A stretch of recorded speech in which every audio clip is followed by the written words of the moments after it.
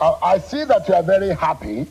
It does look like Simfubara has won, APP has won, Wike has lost, APC has lost, and it does look like PDP lost in this case. Well, somehow PDP, one leg of the PDP has lost. That does appear to look like the situation right now in Rivers State, isn't it?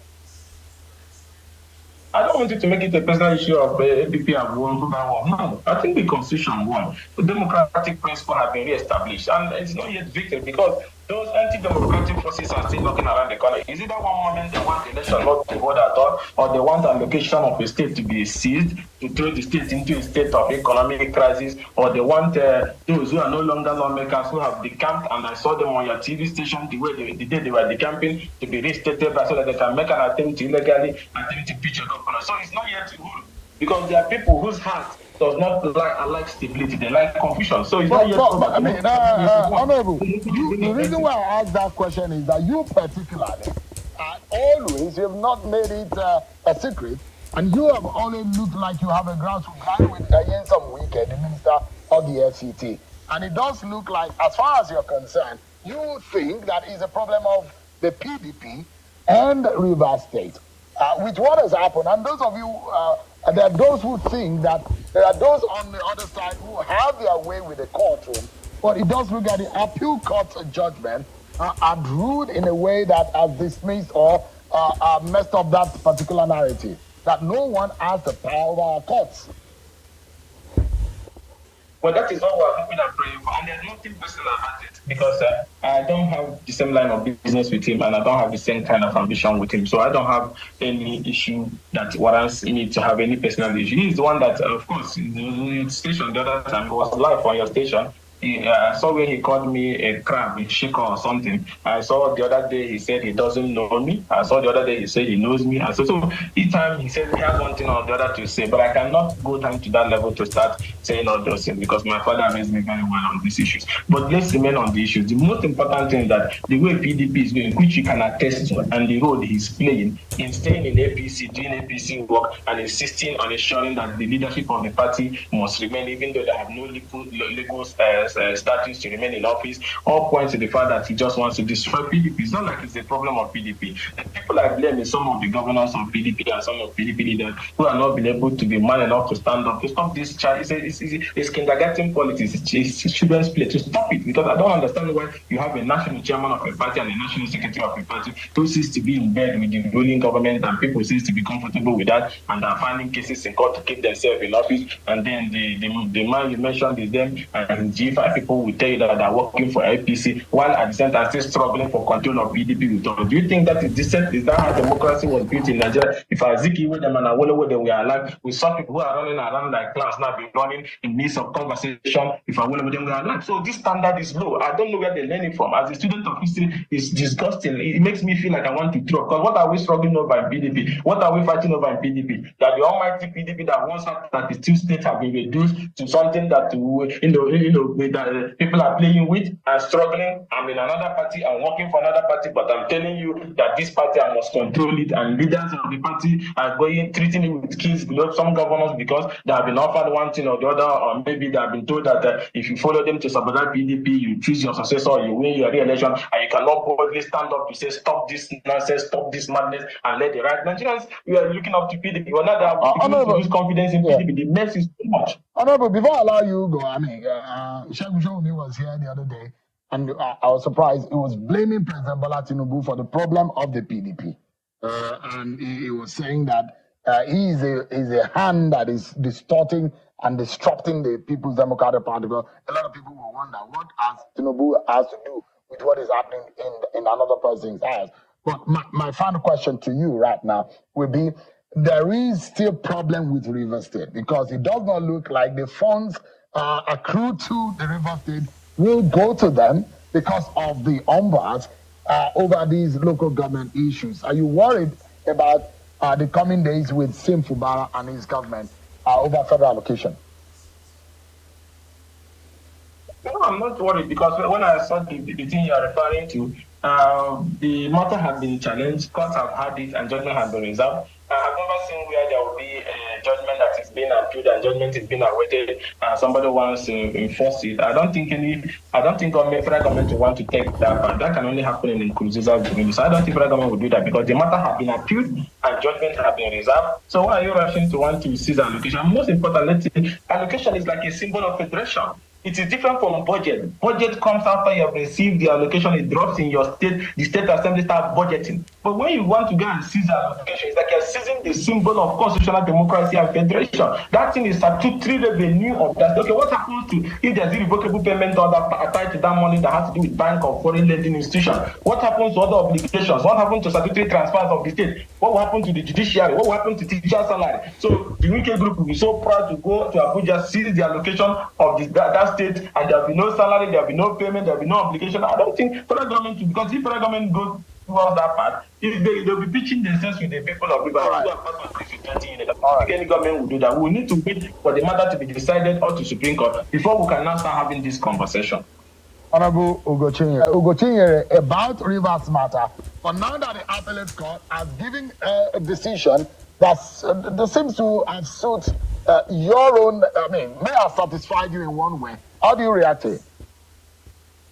First of all, there's nothing personal about this. It's about our constitutional democracy and the right thing being done at all times. We speak on issues across every part of the country. It's nothing so special about River State. The most important thing here is that the issues that were ruled on by the first court of first instance by the Appeal Court have decided that these issues were murky. Those decisions were murky and they were made out of jurisdiction. If you look at their decision on issue 1, issue 2, issue 3, issue 4, issue 5, in particular issue 5, where the court imported a prayer that was not asked by the plaintiff. And the Appeal Court said, yes, even though the court has power jurisdiction to raise the matter suo motu, but it doesn't have jurisdiction to resolve it suo motu without hearing and giving adequate time to the other parties. They struck down Section 60 of the River State Independent Reset Law on the issue of the fact that no court can stop the conduct of an election. That was not one of the prayers by the plaintiff. But the court of first instance was so generous, like Father Christmas, to even import that and then took a decision. And because if you look at the case of TV, the case of APC versus Udom 2023 by the Supreme Court, that you cannot do that. And again, it talks about the issue of jurisdiction. The issues they were asking for are issues that the Federal High Court have no jurisdiction. And also the Supreme Court have decided that over time, Ejia versus Imo State Governor, Osun State Independent Electoral Commission versus Timothy and so on and so forth, that even though that there's federal agencies involved, that does not automatically confer jurisdiction on the Federal High Court. What is the subject matter? Conduct of a local government election that is under the jurisdiction of the River State Independent Electoral Commission and supposed to be handled by the State High Court. That why did you not dabble into? So based on that, they said the case in its entirety lacked merit and decided to dismiss it. So the most important thing that it doesn't even call for like celebration, because to me, doing the right thing most times, I don't see it calls for celebration, because ordinarily the Federal High Court should have known that what they were doing was wrong. So yes, this is victory for democracy, it's victory for constitutional governance, but for this fact to have been restated, it has already been restated by the Supreme Court over and over again. So why do somebody have to keep doing that? Just maybe you do it and then hope that it can be upheld by the Appeal Court or the Supreme Court. So to me, it's a good decision. It has helped to also deepen our constitutional democracy. But at the same time, we must not continue to keep going back to the court to keep seeking interpretation on issues that Supreme Court over and over have also decided.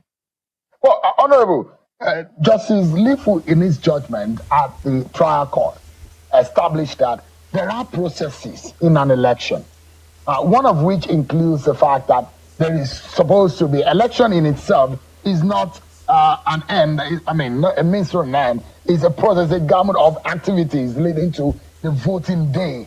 The court established in that judgment and the High Court that, look, you should have published. There are days specified by law for you to have published the names of voters. There are other issues relating to the revision of voter register, which was not done by RCEC. And these are established principles about our elections, which RCEC has failed to establish. Well, they went and imported all the provisions of the Electoral Act. And they were talking about Section 9 and so on and so forth. But the Appeal Court said that not everything that is in the Electoral Act, if you go by the Division of Elections, under Section 152 of that Act, that is covered, that the local government election is not among those elections, that those sections and processes they are talking about. So we have to revert to the sections in the River State Independent Electoral Commission Act, which made provisions for publication. So the method of publication and advertising for the elections and the candidate and the nomination under the RISEC law is different from the provisions under the Electoral Act they were talking about. And also, more importantly, that voter registration did not stop 30 days to the conduct of that election.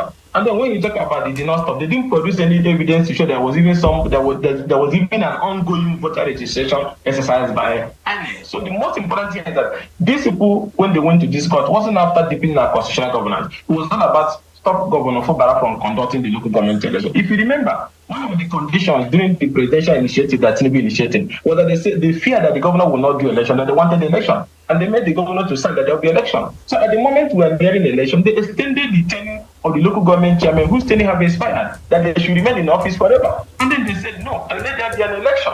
And then when we now got to the election, they now went to court and then got an order again and said there should be no election. So you can even when after the election, when the people were about to be sworn in again, they went again, started burning down the local government election that they should not be sworn in. So the whole issue, I have to be honest with you, because I don't know how to waste time over an issue, is the fact that the Pro-Wike group does not want a local government election that will come from the Governor Fubara leadership. That was what it's all about. That's what led us to okay, if we go by the interpretation in what they were seeking at the federal high court, there will be no local government election again in Nigeria, because people will not say for you to have local government election, INEC must continue to do continuous voter registration process. There must be this one. You know, all these things were just like. But honorable, are you not concerned that the exercise or the process is already skewed when the umpire failed to comply with his own rules and the guidelines and the laws that guide the operation of such a commission? The procedure, that's what I'm saying. They are the one lying with all the applications that are valid. The provision of the RISEC law on the issue of publishing the notice, publishing the candidate list, we have followed. Most political parties that participated had that notice. Those notices were there. And they were the one who admitted that the notice was public, but it's not complete. And in one point, they are saying the notice was public, but it was not up to 90 days or 300 days. And another one, they said there was no notice. So the most important thing is that if they had participated in that election, they would have seen the notice, they would have seen those processes complete. But they refused to participate in that election. And while that election was about to hold, they said the election will not hold. The key thing here is that they never wanted this election to hold, just because they are having issues with the government. So now let's establish there are possibilities that this case might be taken up to the Supreme Court. And there are possibilities also that those who are being injured by the outcome of these elections might find solace and find healing at the apex court, isn't it? Do you have that fear? Of course, most of them are professional litigants. Even when they don't have any cause for case, they want to file a case because they have almost 80 cases now. So I will not be surprised if they go to Supreme Court. But what are you asking? The Supreme Court should give you an order that the court can stop election? The very moment Supreme Court does that, as we head to 2027, there will be multiple applications. State assembly election will be stopped, presidential will be stopped under one excuse or the other. So the framers of our law know that politicians most times are anarchists, that if we allow them have that first opportunity, each other at the point of announcement of the law, there will be injunctions to stop it, just like what happened during the Abiola and Humphrey Nwosu days, that if the country into a serious constitutional crisis, yes, they will go to appeal. It's within their power to go to appeal. But I can tell you, as a good observer of political development in the country, there's no court in the land that will create a template that will allow politicians to stop elections under one excuse or the other. Honorable, I see that you are very happy. It does look like simple. So guys, you have seen it for yourself. Yes, all we want in this country is let the court's judgment be obeyed. Let our judiciary take back its position. Let people have some respect for the rule of law. And let these politicians work within their limits. People shouldn't be crossing their boundaries. You can imagine being an IFCT minister, you want to still be the governor of Rivers State. You still want to be the PDP chairman. You still want to be the one that will dictate what will happen in PDP. You want to be all over the places. You might end up not be anywhere. And that is actually what is about happening to Wike. Wike is about losing everything he claimed he has built for the all over the years. I mean, everything Wike feels he has sacrificed, whether for the PDP, for himself, for the state, for anybody. Wike is about losing all of them, and that is what pride can actually do to somebody. I mean, pride can destroy somebody's, worth of, things you have taken time to build. Pride can just destroy them, and that is just where Wike is heading to. So guys, you can see that things are really gradually working out for Fubara, and Wike is gradually losing his grip. Honestly, Wike is losing his grip, and if he doesn't take time, he might neither be here or there, and that is why he has to start having a rethink as soon as possible.